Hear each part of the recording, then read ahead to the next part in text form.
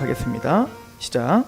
그러므로 이제 그리스도 예수 안에 있는 자에게는 결코 정죄함이 없나니 이는 그리스도 예수 안에 있는 생명의 성령의 법이 죄와 사망의 법에서 너를 해방하였습니다. 아멘. 기도하겠습니다. 하나님 아버지, 너무나 감사합니다. 이 시간도 말씀 앞에 겸허히 서는 우리 마음을 기억하여 주옵소서. 성령님 조명하여 주셔서 말씀을 밝히 알고 전하고 들을 수 있도록 도와주시되 겸손케 하시옵소서. 이 시간도 하나님의 말씀 앞에 우리 마음을 위탁하며 예수 그리스도의 이름으로 감사하며 기도합나이다. 아멘.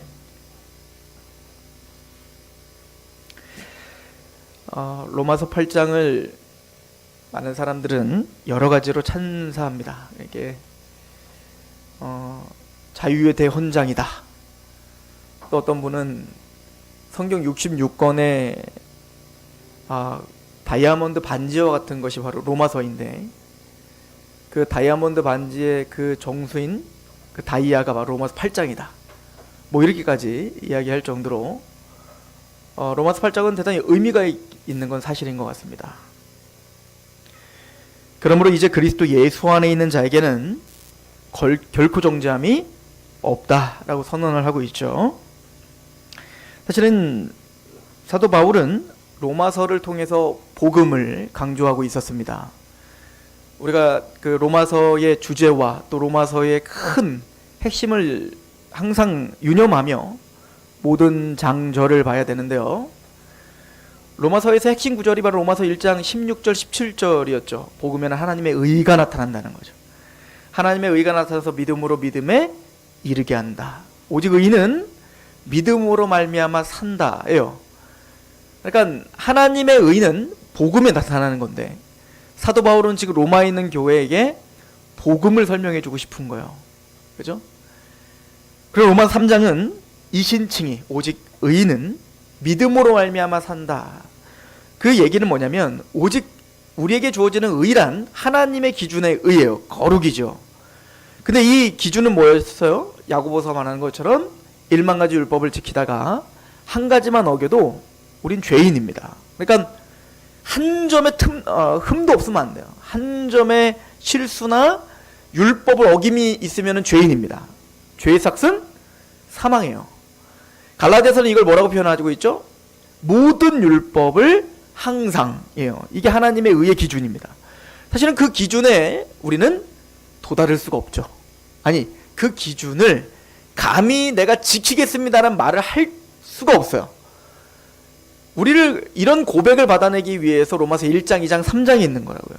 우리가 얼마나 큰 죄인인지 생각하는 것도 죄다 이거예요. 우리는 열린 무덤과 같다는 거예요. 열린 무덤이 열리면 거기 선한 게 나오지 않죠. 향기로운 향이 나오지 않죠. 썩은 시체, 썩은 물만 나오는 것처럼 입만 열면 죄예요. 생각만 하면 죄예요. 우리가 뭔가 발걸음을 열심히 발들었고 가면 죄예요. 우린 죄덩어리다. 죄악 중에 출생하였음이며 우리는 항상 죄 중에 있나이다. 이 다윗의 고백이 바로 우리다. 그러니까 우리는 죄로 연약하여 하나님의 의를 만들 수 없다요. 그래서 욥기가 뭐라고 하죠? 의인은 없나 하나도 없다는 거예요. 로마서도 마찬가지, 로마 3장도 마찬가지. 의인은 없나니 하나도 없다는 겁니다. 이것이 로마서가 하는 얘기예요.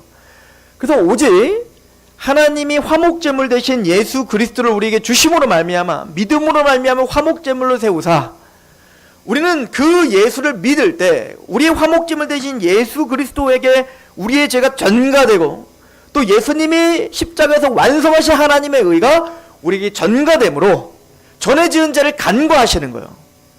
우리가 죄인 취급하지 않으시고 우리를 의인 삼아 주시는 이 은혜 외에는, 이 믿음 외에는 우리는 구원받을 수 없다요.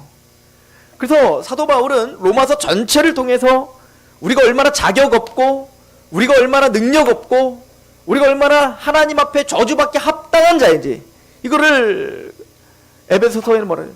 진노의 자식이었다. 우리가 원래는 우리가 진노의 자녀들이었다는 거예요. 이거를 예수님 뭐라고 해요? 너희 아비는 마귀다 라고 표현을 한다고요. 독사의 자식들아 라고 표현한다고요. 이걸 사도 바울은 고린도후서 4장 4절에 이 세상의 신이 믿지 아니하는 자들의 마음을 혼미하고 있다. 즉 그의 지배 가운데 산다는 거예요. 예수님이 오신 목적이 여기 있는 거예요. 복음이 여기 있는 겁니다. 예수님 뭐라고 말하죠? 강한 자를 결박하고야 그 세간을 강탈한다 이거요. 이제는 천국은 침노하는 자의 것이 됐다 이거요. 이미 예수님의 십자가 사건으로 사단의 권세가 부셔졌다. 뱀의 머리가 밟혔다. 그러므로 이제는 그 예수 그리스도를 믿는 자가 천국을 침노하는 겁니다. 이제는 그 예수 그리스도를 믿음으로 우리의 행함, 우리의 그 어떤 자격됨이 아니라 예수를 믿음으로 말미암아 하나님의 자녀됐다는 것이죠.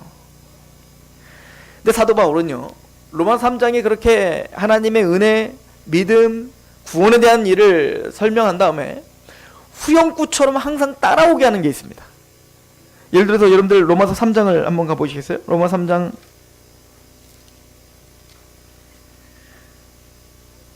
2신칭의를 아주 논리적으로 또 감격스럽게 설명한 후에 이렇게 설명을 하죠. 31절 그런즉 우리가 믿음으로 말미암아 율법을 파기하느냐? 그럴 수 없느니라. 도리어 율법을 굳게 세우느니라. 우리가 믿음으로 이런 은혜로 하나님의 감사 감격으로 우리가 구원받았다 하여 율법을 파기하냐? 그럴 수 없다는 거예요. 그렇게 은혜를 아는 자는 율법을 굳게 세운다는 겁니다.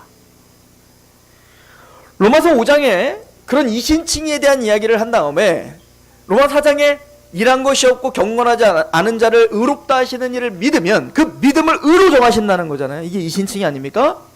그렇게 온전히 의롭다함을 받은 믿음이란, 우리를 의롭게 하는 믿음이란 죽어있는 믿음이 아니에요. 지식적인 믿음이 아니라고요. 그 믿음은 역동적으로 우리를 역사하는 믿음인 거예요. 그래서 로마서 5장은 뭐라고 합니까? 믿음으로 우리를 의인으로 만드신다. 의롭다 칭해 주신다. 근데 그 믿음이란 의롭다함을 받을 뿐만 아니라 하나님과 우리를 실제적으로 화평하게 한다는 거예요. 화평하게 한다는 거예요. 마음을 정말 주장한다는 겁니다. 그 복음이 우리를 평강하게 하고 안식하게 하고 그 복음이 우리의 마음을 두려움을 내어 쫓는다는 거예요. 실제적인 평강이 주어지는 겁니다. 복음 말장난이 아닙니다. 실제적으로 우리의 마음에 심령을 변화시키는 겁니다. 게다가 이 세상을 바라보는 게 아니라 이 세상뿐 아니라 하나님이 우리에게 영광스러운 나라를 줄 것이며 또 영광스러운 우리에게 영원한 그 복이 있음을 알아. 그 장차올 그 영광을 바라고 즐거워하게 하죠. 세상이 줄 수 없는 기쁨을 주는 게 복음인 거예요. 복음은 우리에게 주어질 때 복음이 무미건조하지 않다는 얘기입니다. 십자가의 이야기가 우리 안에 들어와 정말 의인됐다는 얘기는 그 복음이 역동적으로 우리의 생각과 마음과 의지를 주장하지 않겠냐 이거예요. 비교해 보시더라고요. 로마서 1장부터 3장까지 죄에 대한 이야기에서 죄가 우리를 얼마나 얽매였냐고요. 그 죄가 얼마나 우리를 헛되게 했냐고요. 그 죄가 얼마나 하나님을 대적하게 했냔 말입니다. 그 죄된 감정이 우리를 얼마나 충동질했냐고요. 하물며 그 죄에서 건져주시고 그 죄를 부셔버리고 우리를 사망에서 생명으로 지옥에서 하나님의 나라로 옮기시는 그 복음의 능력이 또 그 믿음이 어떻게 무미건조할 수 있겠냐는 거예요. 사도 바울은 그런 믿음 너무 생소하다는 거죠. 사도 바울이 보기에는 그 믿음이란 역동적이라는 겁니다. 믿음이란 정말 우리를 의롭다 하며 하나님께 화평하게 하며 우리의 마음을 즐겁게 한다는 겁니다. 기쁘게 한다는 겁니다. 이뿐 아니라 환난 중에도 즐거워하나니 실제적인 삶을 이기는 능력이 복음이라는 겁니다. 실제적인 삶 속에서 환난과 고통을 이겨내고 담대하게 승리하게 하는 힘이 믿음이라는 겁니다. 사도 바울이 하는 얘기인 거예요. 왜냐하면 환난 중에 환난은 인내는 연단을 그 소망을 이루는 줄 알기 때문이기. 믿음이란 거기까지 가는 겁니다. 우리의 소망이 분명해지는 게 믿음이거든요. 베드로전서 1장을 보십시오. 거기 보면 사도 베드로가 뭐라고 말하냐면 우리를 거듭나게 하사 산 소망이 있게 하시고 라고 한다고. 여러분들 정말 거듭나셨습니까? 중생하셨습니까? 회심하셨습니까? 그러면 우리를 거듭나게 하사 산 소망이 있게 한다니까요. 그 산 소망 뭐라고 베드로가 말하죠? 이 세상에 썩어지는 이 소망이 아니라 썩지 않냐고 영원한 그 나라를 소망하게 하는 거예요. 눈이 떠진 겁니다. 거듭났다는 건 우리가 정말 살아났다는 거예요. 허물과 죄로 죽어있던 우리가 살아난 겁니다. 눈이 떠져 하나님을 보게 된 겁니다. 하나님의 나라를 보게 되었고 그 영광스러운 십자가의 은혜를 보게 된 겁니다. 이제는 산 소망이 있다고요. 그런데 로마서 5장을 다시 보시면 환난은 인내는 연단을, 그 연단은 우리에게 소망을 이루게 되는 줄 믿는다는 거예요. 소망이 뭡니까? 그럼 소망, 썩어지지 않는 소망. 이걸 에베소서 1장 3절은 뭐라고 말합니까? 하늘에 속한 신령한 복이라고 이야기를 하고 있다고요. 그게 우리의 소망이죠. 썩어지지 않는 소망, 하늘에 속한 신령한 복. 그 하늘에 속한 신령한 복이 뭐냔 말입니다. 그 소망이 뭐냔 말입니다. 로마서 8장을 한번 가보시죠. 사실은 로마서 8장은 그 얘기를 이제 조근조근 우리에게 할 겁니다. 8장 우리 24절을 한번 보십시다. 우리가 소망으로 구원을 얻었음에 보이는 소망이 소망이 아니니 보는 것을 누가 바라래요. 그 소망이 뭡니까? 우리가 사도 바울은 뭐라고까지 얘기하냐면 그 소망이 우리를 구원했대요. 도대체 그 소망이 뭐냐고요. 25절 만일 우리가 보지 못하는 것을 바라면 참음으로 기다릴지니라. 인내하라. 그 소망을 바라보는 우리는 인내할 수 있다는 거예요. 그럼 그 소망이 뭐죠? 28절입니다. 우리가 알거니와 하나님을 사랑하는 자 곧 그의 뜻대로 부르심을 입은 자들에게는 모든 것이 합력하여 그 소망을 이루는 겁니다. 이게 선이에요. 선을 이룹니다. 그 소망을 이루어가요. 하나님이 미리 아신 자들을 또한 뭐래요? 그 아들의 형상을 본받게 하려고, 본받게 하기 위해 미리 정하셨으니 이는 그로 많은 형제 중에 맏아들이 되게 하려 하셔. 소망이 여기 있습니다. 이게 우리의 궁극적인 소망입니다. 예수 닮기 원합니다. 예수를 닮아가는, 예수님처럼 되고 싶은 겁니다. 하나님에게 복종하고 하나님의 말씀에 순종하고 그 죄를 미워하며 영광스러운 그 예수 그리스도의 거룩함으로 내가 변화되기를 원하는 거예요. 이게 거듭난 하나님의 백성들의 소망입니다. 29절 하나님 미리 아신 자들을 또한 그 아들의 형상을 본받게 하기 위해 미리 정하셨으니 이는 그로 많은 형제 중에서 맏아들에게 하려 하심이니라. 또 미리 정하신 그들을 또한 부르시고 부르신 그들을 또한 의롭다 하시고 의롭다 하신 그들을 또한 영화롭게 하셨느니라. 이게 영화입니다. 이게 우리의 궁극적인 소망이에요. 우리를 기쁘게 하는 이유입니다. 이걸 위해 기도하십니까? 이거에 감격스럽고 이거에 막 떨리십니까?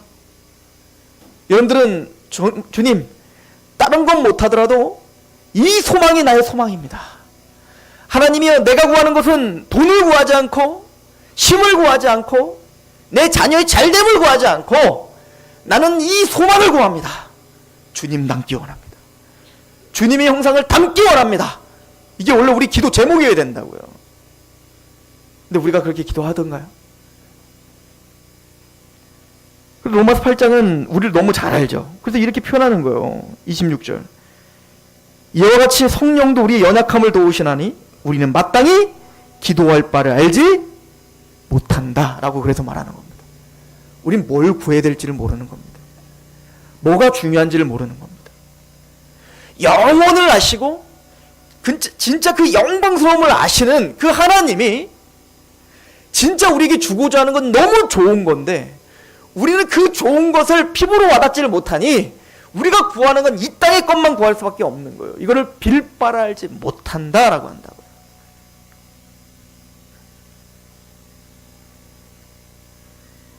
여러분들 사도 바울이 지금 하는 얘기는 분명합니다. 너를 구원했다. 그 감사와 감격과 그 사랑 가운데 감격했다. 그게 끝입니까? 아니라는 거예요. 그래서 그 은혜와 그 감사와 그 감격, 사랑에 감격한 우리가 율법을 폐하겠느냐? 그럴 수 없느니라. 예수님이 우리에게 보여준 게 뭡니까? 죽기까지 하나님 말씀에 복종한 거 아니에요? 그래서 이 소망 때문에 우리는 예수를 따라 자기를 부인하고 자기 십자가를 지고 따라가는 거예요. 왜? 그 고난이 고난으로 끝나는 게 아니라 그 고난 중에 걸었던 예수가 부활하셨고 그 영광스러운 그 순천한 그 하나님의 모습으로 있지 않습니까? 우린 그걸 너무 잘 알고 있는 사람들. 고난이 고난으로 끝나지 않아요. 장차 주어질 그 영광에 비하면 이 고난은 좋게 비교할 수 없다는 겁니다. 그래서 십자가의 길을 걷기로 결정하는 거예요. 그래서 하나님의 율법, 하나님의 말씀에 복종하며 살려고 하는 겁니다. 왜요? 거듭났기 때문에, 구원받았기 때문에. 이런 이야기들을 계속 후렴구처럼 사도 바울은 하고 있다고요. 여러분들 로마서 6장을 보시죠. 너희는 예수 그리스도의 십자가에 죽었을 때 함께 죽었다는 거예요. 죽었다는 겁니다. 여러분들 오늘 본문에 보면 그러므로 이제는 그리스도 안에 있는 자에게는 결코 정죄함이 없다 했어요. 정죄가 뭡니까? 심판받는다는 얘기 아니에요? 정죄받고 영원한 지옥 형벌 간다는 거 아닙니까? 그런데 우리에게 왜 정죄함이 없죠? 이미 정죄가 끝났기 때문에 그런 거예요. 내가 받을 모든 정죄, 내가 받을 심판, 이 모든 걸 누구에게 쏟아 부으신 겁니까? 예수님께 쏟아 부었다는 얘기인 거예요. 이걸 로마서 6장에 이미 설명한 겁니다. 그래서 로마 6장은 말하죠. 6장 1절 그런즉 우리가 무슨 말하리요? 은혜를 더하게 하려고 죄가 하겠느냐? 그럴 수 없다는 거예요. 어떻게 은혜를 아는 사람이 죄에 그렇게 힘없이 거할 수 있겠느냐? 죄와 싸우려고 하지 않겠느냐? 죄를 미워하려고 하지 않겠느냐? 어쨌든 그 죄가 너무 미워 애통하며 승리하려고 하지 않겠느냐? 사실 그런 마음인 거예요. 왜죠? 왜 은혜를 아는 사람이, 그 믿음이 있는 사람이 죄와 싸울 수밖에 없을까요? 2절 보세요. 그럴 수 없다. 죄에 대해 죽은 우리가 어찌 그 가운데서 살겠느냐 이거요. 이미 우린 죄에 대해서 죽었지 않느냐 이거요. 언제?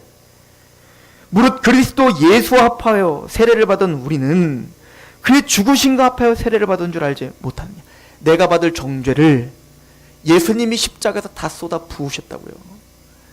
내가 죽어야 될 그 죽음, 그 사망을 예수님이 다 받아주셨다고요. 그래서 예수님의 십자가의 죽음은 이미 내가 죽은 겁니다. 그래서 정죄함이 없는 거예요. 왜? 이미 정죄가 끝났기 때문에 그렇습니다. 십자가에서 예수님이 죽었다 할 때 내가 믿는다. 여러분들 기독교적 믿음은 예수님이 십자가에 2000년 전에 죽었대, 이걸 믿는 게 아니라 그 십자가가 내 죽음이라고 믿는 거라고요. 내 죽음. 내가 죽은 겁니다. 내가. 예수님이 십자가에 죽을 때 내가 죽은 겁니다. 그러므로 4절입니다. 우리가 그의 죽으심과 합하여 세례를 받음으로 그와 함께 장사되었나니 이는 아버지의 영광으로 말미암아 그리스도를 죽은 자 가운데서 살리심과 같이 우리로 또한 새 생명 가운데 행하게 하려 함이라. 우리가 그렇게 십자가에서 예수님과 함께 죽었다면, 예수님과 부활하여 이제는 새 생명 가운데 산 자가 되었다면 우리는 어떻게 살겠는가 이거예요. 이제는 죄에 거했을 때 아무 힘없이 내 감정과 내 한계의 지식이 내가 하고 싶은 대로 하는 그런 삶으로 종의 노예로 살았다면 이젠 이미 나는 죽었다고요.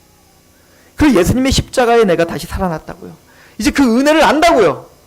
그러면 새 생명 가운데 행하지 않겠느냐 이 얘기인 거죠. 거듭난 자답게, 하나님의 자녀답게, 이스라엘답게, 에베소서의 말로 말하면 빛의 자녀답게 행하지 않겠느냐. 이 말을 떨어뜨리질 않는다고요. 가벼운 은혜는 없는 겁니다. 우리가 믿는 은혜란 묵직합니다. 우리가 믿는 믿음이란 무겁다고요. 이 야고보서에서 말하는 믿음이라는 단어와 로마서 말하는 믿음이라는 단어가 다름이에요. 똑같은 믿음을 이야기하고 있지만 야고보서가 지금 지적하고 있는 믿음은 가벼운 믿음입니다. 아니, 믿음이 아닌 거예요. 원래 구원 얻는 믿음이 아니라고요. 야고보서 말하는 믿음이란. 너희가 예수를 믿느냐? 잘하는도다. 귀신도 믿고 떠느니라. 예수님 믿어? 나 예수님 믿어. 잘한다. 행함이 없는 믿음은 죽은 믿음이다. 여러분들 이게 진짜 이해가 안 가십니까? 로마서를 이해한다면 그 말씀이 이해돼야 되는 거예요. 사도 바울에게 있어서는 믿음이란 말장난 아니거든요. 예수님을 믿고 의롭다고 받았다는 건 그냥 단순히 나 의인이래? 그래? 나 이제 의인. 이게 아니라니까요. 죄인된 나는 죽었다니까요. 그 믿음이 나를 사로잡는다니까요. 내 생각을 사로잡고 내 마음을 사로잡고 내 의지를 사로잡는다고요? 왜 신명기에 마음의 할례를 받아라, 마음의 할례는 마음을 다하고 뜻을 다하고 목숨을 다하고 하나님을 사랑해 라고 왜 자꾸 마음의 할례를 그렇게 얘기하냐고요? 진짜 마음의 할례란 육신의 할례를 받고 나는 하나님의 백성, 이게 아니라니까요. 내 마음이 할례되는 거예요. 하나님이 나를 어떻게 구했는지 정말 알고, 홍해에서 나는 원래 죽어야 될 사람인데, 우리 민족은 홍해에서 다 수장당해야 될 사람인데, 모세에 속하여 하나님의 은혜 가운데 우리가 산자가 되었습니다. 그러니 마음을 다하여 뜻을 다하고 목숨을 다하여 하나님을 사랑할 수밖에 없는 거예요. 이게 성경이 말하는 믿음입니다. 이게 성경이 말하는 이신칭입니다. 가볍지 않습니다. 로마서 7장은 뭐라고 이야기했습니까? 우리는 율법의 남편 가운데 두려워하며 항상 죽음 가운데 두려워할 수밖에 없는 우리들이었다는 거예요. 그러나 그 남편 죽었다는 겁니다. 그리고 우리는 새 남편에게 갔다는 거예요. 은혜의 남편입니다. 복음의 남편입니다. 예수 그리스도의 남편입니다. 우리가 상상할 수 없는 은혜로 우리를 인내하시고 우리를 사랑하고 포기하지 않고 넘어지는 대로, 또 죄 가운데 있으면 죄 가운데 있는 대로 품어 안고 또 우리를 위해서 울고 우리를 위해서 끝까지 책임져 주시는 사랑의 남편이십니다. 여러분들, 그렇게 사랑하는 남편과 부부가 결혼을 하면 하나님 반드시 열매를 맺게 하시죠. 그 사랑의 열매가 자식 아니에요? 실수로 나면 안 되는 거예요. 항상 사랑의 열매로 나야 되는 거예요. 사랑의 열매가 나는 것처럼 우리가 그렇게 예수와 함께 결혼한 신부이니 우리는 마땅한 열매를 맺어야 되는 거 아닙니까? 로마서 7장 가보시죠. 4절 보세요. 그러므로 내 형제들아, 너희도 그리스도의 몸으로 말미암아 율법에 대하여 죽임을 당하였으니 이는 다른 이 곧 죽은 자 가운데 살아나신 이에게 가서 우리가 하나님을 위하여 열매를 맺게 하려 하십니다. 우리가 율법에서 죽고 새로운 남편인 예수와 결혼했다고요. 그렇다면 하나님을 위한 열매가 나야 되는 건 마땅한 거 아니니? 이게 우리가 믿는 이신칭입니다. 단순히 교리적인 논리가 아니요, 생명인 거예요. 단순히 지식적인 와 그런 거야, 기가 막힌 애로 감격하는 게 아니라 우리 마음을 굽복시키는 힘이라고요. 교리는 우리에게 생명을 주는 겁니다. 교리는 우리의 생각과 마음과 우리 의지를 변화시키는 능력인 거예요.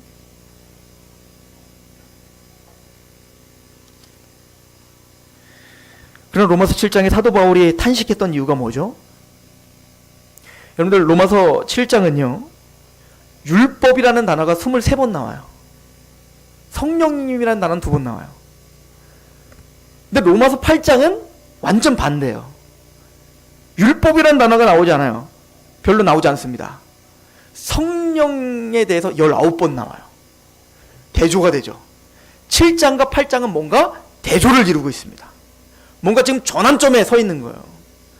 로마서 7장 전체의 내용은 뭐냐면, 그래, 그러므로 우리는 율법을 이루어야 되지 않겠는가? 이신칭이 받아 구원받은 하나님의 백성이니 몸부림치며 죄와 싸우고 하나님을 향한 열매를 맺어야 되는 거 아닌가? 그랬더니 우리가 율법을 지켜야지, 우리가 말씀을 지켜야지, 그 율법을 통해서 우리가 거룩해져야지 해봐라 이거예요. 되더냐? 안 되더라는 겁니다. 이게 로마서 7장 얘기인 거예요. 오라는 비참한 자입니다. 나는 권고한 자입니다. 하나님의 율법을 지키려고 하면 내 죄가 더욱 드러납니다. 그때서야 깨닫습니다. 율법이 얼마나 신령하고 거룩한지, 그 율법이 얼마나 거룩한 그 기준, 하나님의 의가 감히 우리가 측량할 수 없는 수준인지, 그 율법의 거룩함을 시인할 수밖에 없는 거예요. 하나님의 말씀대로 살려고 노력하고 부단히 애를 쓰면 쓸수록 우리는 실패자가 되는 겁니다. 사도 바울이 내 마음으로 하나님 법을 사랑합니다. 그래서 하나님 말씀대로 살고 싶습니다. 그렇게 말씀대로 살려고 최선을 다합니다. 그러나 내 또 육체 안에 죄의 법이 나를 사로잡아 죄 가운데 또 넘어지게 하네요. 오르는 곤고한 사람입니다. 나는 하나님의 율법을 지킬 수가 없습니다. 구원받아 거듭나 산소망을 바라보고 그 말씀의 위대함을 알고 그게 복된 삶인 걸 알아 그렇게 주님의 말씀대로 살고 싶습니다. 근데 오늘 난 또 넘어지네요. 나는 말씀을 살 수가 없습니다. 성화, 거룩하게 됨, 그 소망, 예수를 닮는 그 영화로움, 내가 갈 수 없습니다. 성화도 내 노력으로 하는 게 아님을 고백하고 있는 겁니다. 칭함, 의롭다움을 받는 건 믿음, 성화는 내 노력. 아니에요. 성경 그렇게 가르치지 않습니다. 의롭다움을 받는 것도 믿음이고 은혜이고 성화되는 것도 은혜입니다. 우리가 할 수 없음이에요.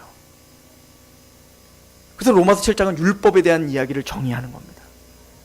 율법이 문제가 있어서가 아니라 율법은 거룩하고 선한 건데 우리가 문제다 이거예요. 우리가. 그리고 로마서 8장은 이렇게 설명하죠. 로마서 8장 3절 보세요. 다음 주 설교긴 하지만 율법이 육신으로 말미암아 연약하여서 그렇다는 겁니다. 왜 우리가 성화될 수 없죠? 여러분들 다 해보셨잖아요. 정말 몸부림치며 예수님 닮고 싶지 않습니까? 그런 것조차 없다면 우린 구원받지 않은 사람입니다. 우리가 정말 몸부림치며 하나님 말씀대로 살고 싶지 않습니까? 근데 우리 그렇게 못 살잖아요. 또 넘어지잖아요. 왜죠? 이게 우리의 연약함인 겁니다. 그래서 로마서 8장은 그러므로 그래서 사도 바울이 로마서 7장에 뭐라고 애원하죠? 24절 오래 나는 곤고한 사람이로다. 이 사망의 몸에서 누가 나를 좀 건져달라. 이 사망의 몸, 이 육체의 몸, 연약한 몸이 있는 한은 우리는 이렇게 항상 비참할 수밖에 없다. 주여 이 몸에서 날 좀 제거해 주세요. 날 좀 끄집어 주세요. 누가 좀 날 좀 승리하게 해주세요. 누가 좀 주님의 말씀대로 날 좀 살게 해주십시오. 사도 바울은 이게 기도였던 거예요. 탄식하며 울었던 기도가 이겁니다. 사도 바울은. 왜 내가 주님의 말씀대로 못 사는 겁니까? 왜 내가 또 그를 용서 못하는 겁니까? 하나님 왜 나는 이 모양입니까? 왜 나는 또 게으릅니까? 하나님 왜 나는 예배로 하나님을 그렇게 구원을 받았다고 하면서도 왜 하나님을 우선순위로 드리지 못하는 내 심령은 도대체 뭡니까? 나 정말 거듭난 사람 맞아요? 하나님 내가 정말 구원받은 사람 맞아요? 하나님 내가 정말 하나님의 은혜를 아는 사람 맞습니까? 여러분들 정말 이런 생각 한 번도 안 하셨어요? 이런 몸부림이 없단 말입니까? 사도 바울은 이런 몸부림 가운데 미치는 겁니다. 누가 좀 날 좀 이 사망의 날 좀 건져달라. 그때 사도 바울은 찬양하는 거예요. 우리 주 예수 그리스도로 말미암아 하나님께 감사하리로다. 주님이 하시는 거기 때문에. 그래서 우리에게 소망이 있는 거예요. 그러므로 이제 그리스도 예수 안에 있는 자에게는 결코 정죄함이 없느니라. 그럼에도 불구하고 넌 내 자녀다 이 얘기입니다. 그럼에도 불구하고 네 구원을 흔들 수 없다는 겁니다. 맞아. 우린 연약해. 또 쓰러져. 또 죄 가운데 넘어져. 그래서 항상 애통할 수밖에 없어. 그럼에도 불구하고 넌 내 자녀냐. 왠지 아니? 성령 하나님이 오늘도 탄식하며 우리를 보증하시고 기도하시니까. 성부 하나님이 자기 아들을 내어주며 죽이기까지 하여 너를 자녀 삼아줬다고. 그 반복적인 죄 때문에 그 하나님이 자기 아들을 죽이기까지 하시며 우리를 구원했는데 널 버리겠니? 또 뭘 주지 않겠니? 예수 그리스도께서 십자가에 죽으시고 부활하시며 지금도 그 핏값을 가지고 하나님 우편에서 우리를 위해서 변호하시는데 그 어떤 피조물이 그 사랑에서 끊을 수 있겠니? 로마서 8장은 뭐라고 고백합니까? 38절 내가 확신하노니 사망이나 생명이나 천사들이나 권세자들이나 현재리나 장래리나 능력이나 높음이나 깊음이나 다른 어떤 피조물이라도 우리를 우리 주 그리스도 예수 안에 있는 하나님의 사랑에서 끊을 수 없다. 너희는 정죄함을 받지 않아. 성부와 성자와 성령 하나님이 너희를 보호하신다. 그 십자가의 복음은 너희를 포기하지 않는다. 로마서 8장의 감사함은 여기 있습니다. 로마서 8장 1절은 뭐라고 시작해요? 그러므로 이제 누구 안에서? 그리스도 예수 안에서로 시작합니다. 그리고 그 성도의 보호, 성도의 견인, 성도의 안전에 대해서 선포하면서 뭘로 맺히죠? 주 그리스도 예수 안에 있는 하나님의 사랑에서 끊을 수 없다요. 그리스도 안에 있어요. 그리스도가 우리의 시작이시며 그리스도가 우리를 유지하시며 그리스도 예수가 우리를 완성하세요. 이걸 히브리서 기자는 뭐라고 고백하죠? 믿음의 주요 온전케 하는 예수를 바라보자. 믿음의 주요, 아르케, 시작, 근본, 근원, 우리의 믿음의 근원, 우리의 믿음의 시작, 우리의 믿음의 격발하시는 분, 그리고 그 믿음을 온전케 하시는 예수를 바라보자. 주님이 살게 하십니다. 이게 사도 바울이 하는 얘기예요. 이걸 계시록은 뭐라고 표현하죠? 알파와 오메가, 처음과 나중. 빌립보서는 뭐라고 말하죠? 1장 6절에 착한 일을 시작하신 이가 예수 그리스도의 날까지 이루실 줄 확신하노라. 우리가 구원 시작한 거 아니에요. 주님이 시작하셨고 주님이 마무리 지으십니다. 이게 은혜입니다. 로마서 8장 2절은 말합니다. 이는 왜 우리에게 정죄함이 없습니까? 왜 우리는 자유합니까? 왜 우리는 이런 소망이 있습니까? 이렇게 넘어지고 쓰러지고 아파하며 애통한 우리인데 왜 우리는 정죄함이 없다 이렇게 강하게 선포할 수 있죠? 이는 그리스도 예수 안에 있는 생명의 성령의 법이 죄와 사망에서 너희를 해방했기 때문입니다. 죄와 사망의 법이 뭡니까? 이미 로마서 6장에 설명했잖아요. 죄와 사망의 법이 뭔지요? 뭐죠? 6장 23절.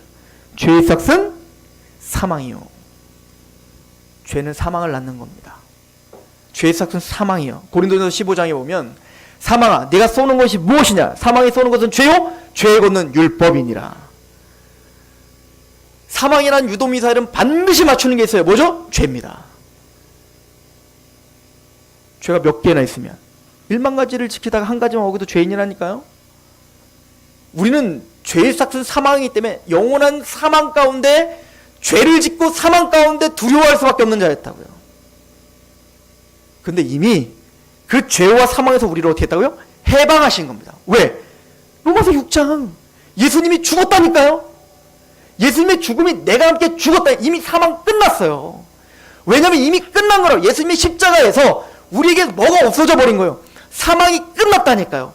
정죄가 끝났다니까요. 심판이 끝났다니까요. 내가 진실로 너에게는 내 말을 듣고 또 나 보낸 자를 믿는 자는 영생을 얻었고 심판에 이르지 아니하나니 사망의 생명으로 옮겼느니라. 심판이 끝났다니까요.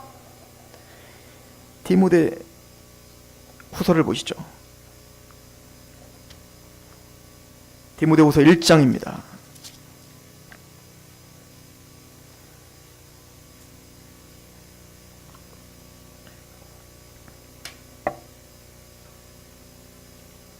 (7절입니다) 1장 7절. 하나님이 우리에게 주신 것은 두려워하는 마음이 아니요 오직 능력과 사랑과 절제하는 마음이니 그러므로 너는 내가 우리 주를 증언함과 또는 주를 위하여 갇힌 자 된 나를 부끄러워하지 말고 오직 하나님의 능력을 따라 복음과 함께 고난을 받으라. 복음과 함께 고난 받으라는 겁니다. 부끄러워하지 말라는 겁니다. 우리에게 주신 것은 두려운 마음이 아니라는 겁니다. 왜죠? 9절. 하나님이 우리를 구원하사 거룩하신 소명으로 부르심은 우리의 행위대로 해하심이 아니요 오직 자기의 뜻과 영원전부터 그리스도 예수 안에서 우리에게 주신 은혜대로 됐다. 우리가 구원받은 거, 이신칭이 받은 거, 중생한 거, 이 모든 것이 하나님의 은혜로 된 것이 우리가 된 게 하나도 없다고요. 철저히 은혜입니다. 100% 은혜입니다. 10절 같이 읽습니다. 시작. 이제는 우리 구주 그리스도 예수의 나타나심으로 말미암아 나타났으니 그는 사망을 패하시고 복음으로서 생명과 썩지 않을 것을 드러내신 자. 예수님의 십자가로 사망이 패해진 겁니다. 언제? 십자가에 죽었을 때 우리가 믿을 때 우리는 예수와 함께 죽은 겁니다. 이미 정죄가 끝났다고요. 그러므로 죄의 삭은 사망이라는 법이 우리를 더 이상 주장할 수 없는 겁니다. 사망이 패했어요. 대신 생명의 성령의 법이 우리를 주장하기 시작하십니다. 하나님의 통치가 시작됐다는 거예요. 이걸 골로새서는 흑암의 권세했던 너희를 건져내사 사랑의 아들의 나라로 옮기셨다 표현하는 거예요. 다른 말로 말하면 죄의 삭은 사망이라는 법 때문에 뭔가 율법을 지키고 뭔가 행하지 않으면 나는 지옥 가, 나는 뭔가 하지 않으면 나는 사망이 와, 그게 두려워 뭔가 하는 겁니다. 우리는 거기서 해방됐다고요. 여러분들 죄를 범한다고 하여 여러분들이 지옥 가지 않는다고요. 그리스도 안에 있다면. 이제는 우리를 다스리는 시스템이 바뀌었어요. 죄와 사망이라는 법 때문에 이거 지키면 복받아, 이거 안 지키면 저주받아, 이게 우리를 다스리지 않는다고요. 그럼 우리를 다스리는 건 뭐죠? 생명의 성령의 법이에요. 성령님의 법이 뭔데요? 도대체 성령의 법이 뭡니까? 갈라디아서 가보세요. 갈라디아서. 저는 성경을 볼 때마다 얼마나 일맥상통하게 사도 바울이 하나를 가지고 이야기하는지 몰라요. 갈라디아서 5장입니다. 3절. 자 보세요. 사도 바울의 논리를 보시라고요. 5장 3절. 보라, 나 바울은 너희에게 말하노니 너희가 만일 할례를 받으면 그리스도께서 너희에게 아무 유익이 없느니라. 그러니까 이 갈라디아 교회는 어떤 문제가 있었어요? 맞아, 믿음으로 구원 받는 건데 믿음 갖고는 부족하니까 믿고, 예수님 누가 안 믿으래? 믿으라니까? 믿고 거기에 할례 하나만 더 붙이자 이거예요. 아니 누가 뭐 다 지키래? 아니 할례 하나만, 이거는 좀 지켜줘야 네가 하나님 백성 되지. 사도 바울은 말하기를 믿음과 은혜 외에, 지금 할례를 말하자면 할례는 표본 중에 하나요. 그게 무엇이든이에요. 할례 하나를 덧붙이면 이미 너는 은혜에서 떨어지고 끊다. 이거는 구원 아니에요. 그거 복음 아니에요. 다른 복음입니다. 아무리 십자가를 감동적으로 얘기하고 아무리 은혜를 감동적으로 얘기하고 하나님의 주권을 감동적으로 얘기한다 할지라도 거기에 행함이 조건이 된다면 그건 다른 복음입니다. 이단이에요. 떠나세요. 3절. 내가 할례를 받는 각 사람에게 다시 증언하노니 그는 율법 전체를 행할 의무를 가졌다. 할례 하나만 행하라고? 율법 다 지켜. 안식교가 아니 구원받았으니까 안식일은 토요일날 지켜야지, 율법처럼. 뭐 안식일이 바뀌었다 안 바뀌었다 우리 논쟁할 수 있지만 2차적으로 다 거두절미하고, 아니 그거를 안식일만 지키지 말고 다 지켜. 다 지키지 않으면 넌 구원 못 받는 거야. 이렇게 얘기해야 되는 겁니다. 지금 그 얘기죠. 4절. 율법 안에서 의롭다함을 얻으려 하는 너희는 그리스도께서 끊어지고 은혜에서 떨어진 자다. 아무리 예수를 얘기하고 은혜를 얘기하고 복음을 얘기하고, 그런데 거기에 율법을 더하면 그건 은혜가 아니에요. 그건 복음이 아니에요. 여러분들 분명히 하셔야 되는 겁니다. 아니 믿음도 얘기하고 은혜도 얘기하고 좀 잘 살잔다는 건데 뭘 그걸 또 너무 극단적인, 제가 극단적인 게 아니라 사도 바울이 극단적인 거예요. 하나님이 극단적인 거예요. 예수님의 십자가의 은혜 복음을 제대로 한다면 거기에 한 풀의 율법도 들어갈 자리가 없는 거예요.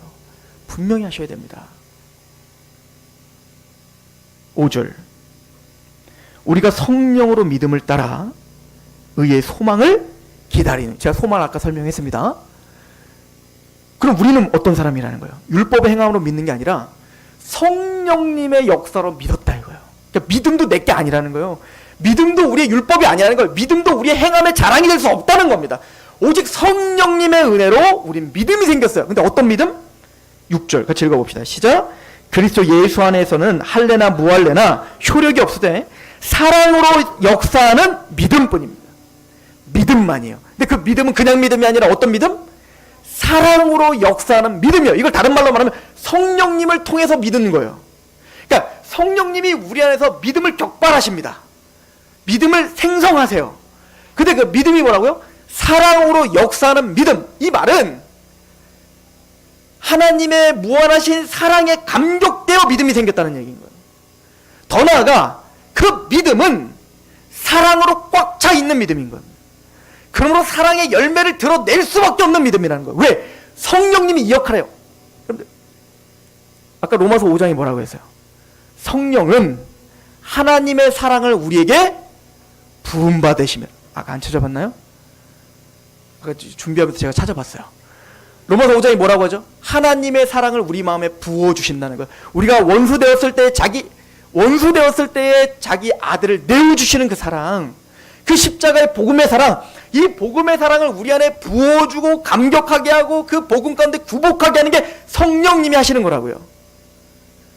그러니 성령이 주시는 믿음은 사랑으로 역사하는 믿음이겠죠. 그럼 그 사랑으로 역사하는 믿음은 어떻게 될까요? 7절, 너희가 다름질을 잘하더니 누가 너희를 막아 진리를 순종하지 못하게 하더냐? 그 권면은 너희를 부르신 이에게 난 것이 아니니라. 적은 누룩이 온 땅에 퍼지느니라. 나는 너희가 아무 다른 마음을 품지 아니할 줄을 우리 주 안에서 확신하노라. 그러나 너희를 요동하게 하는 자는 누구냐? 심판을 받으리라. 형제들아, 내가 지금까지 할례를 전한다면 어찌하여 지금까지 박해를 받으리요?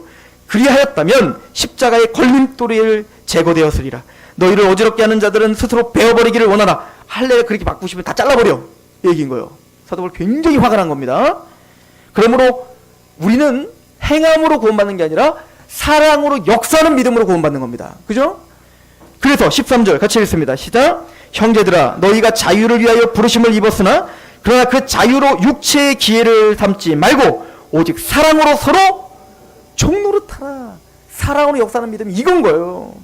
사랑에 감격하여 믿음이 생겼을 뿐만 아니라 그 믿음은 뭐를 드러내요? 자유합니다.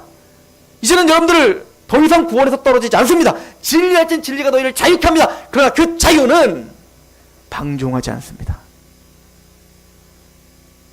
사랑으로 역사하는 믿음이란 그 자유를 가지고 기쁜 마음으로 서로 종노릇하게 합니다. 이게 살아있는 믿음이요. 그래서 벨직 신학 고백서는 이렇게 말하죠. 우리의 믿음은 사랑으로 역사는 믿음이요. 그 믿음은 행함을 드러낸다는 거예요. 이상하십니까? 너무 당연한 얘기 아니에요? 왜 그 사랑으로 역사하는 믿음이 그런 열매를 드러낼 수밖에 없죠? 로마서 5장에 어떤 내용이 나와요? 22절. 오직 성령의 열매는 사랑과 희락과 화평과 오래 참음과 자비와 양선과 충성과 온유와 절제니 이 같은 것을 금지할 법이 없느니라. 이제 죄와 사망의 법이 우리를 다스리지 않습니다. 우린 자유합니다. 그러면 그 자유가 우리를 방종하게 합니까? 그럴 수 없습니다. 생명의 성령의 법이 우리를 다스리십니다. 성령님이 사랑으로 역사하는 믿음을 가지고 하나님의 성령님의 열매를 드러나게 합니다. 그 성령님이 말할 수 없는 하나님의 사랑을 끊임없이 우리에게 부어줘 그 사랑에 강권되게 합니다. 어찌 예배해야 되겠습니까? 어찌 살아야 되겠습니까? 어떻게 우리는 한 주간을 보내야 되겠습니까? 기도하겠습니다.